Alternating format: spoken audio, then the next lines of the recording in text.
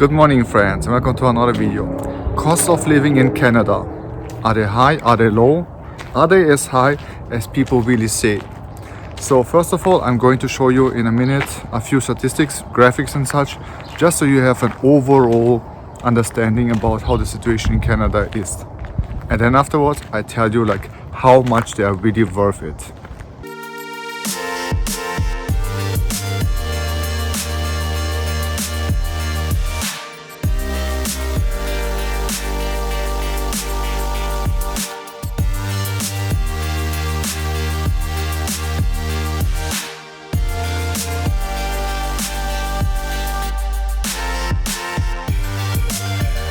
Alright, now that you have seen some of the statistics, I gotta tell you, for those who did not study statistics, which I unfortunately did, statistics lie and misinterpret and just doesn't show the whole truth.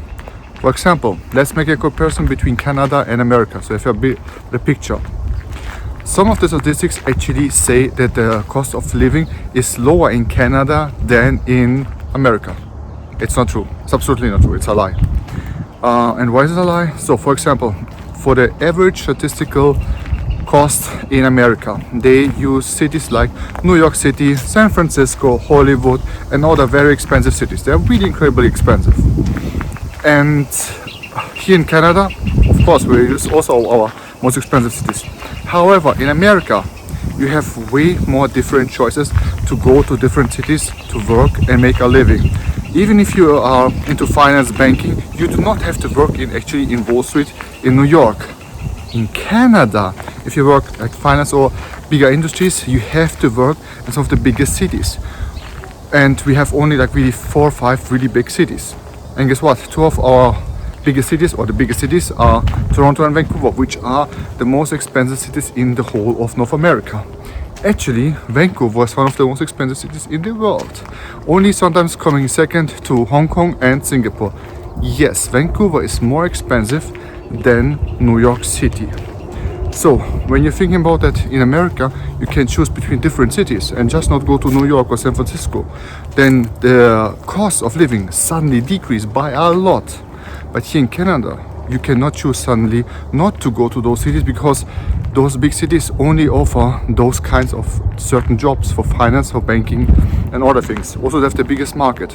The other example would be, for example, government jobs. Let's say you work in the capital, Washington in America, right? You have no choice, you have to work then there. Well, this is Ottawa for us in Canada, and Ottawa is next to Toronto, what I mentioned before, one of the most expensive cities in North America. And this is also the area with the absolutely highest population density in Canada, meaning the whole real estate market there is much more expensive than here. So we'll have to pay for everything much more. And this shows you then that statistics are then really useless because they try to compare apples with bananas and not really state by state or country by country. They try, but it's just not working.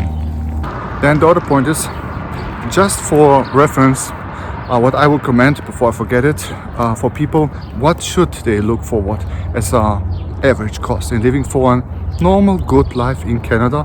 I would say look at 2,000 Canadian dollar. This is how much it is in American dollar and in euro. Yes, people live of course with less money here, but then it's tight and they cannot eat avocado, pineapple or other nice fruits and great services and goods. They have to forsake them. You're thinking like I'm just making a joke or something? No. And here's the thing. Compare, let's say, what you pay for a banana or for even better, an avocado or something like this to San Francisco, to Florida, California compared to Canada. It's double or more the price. Think I'm overestimating? It's a lot, because avocado and other things you can grow in southern United States on the coast. So like in Florida and California, you have every avocado and other almond milk and such. We can't grow them in Canada. You say like, duh, of course. But no, like this is a big deal because we have to import all those things.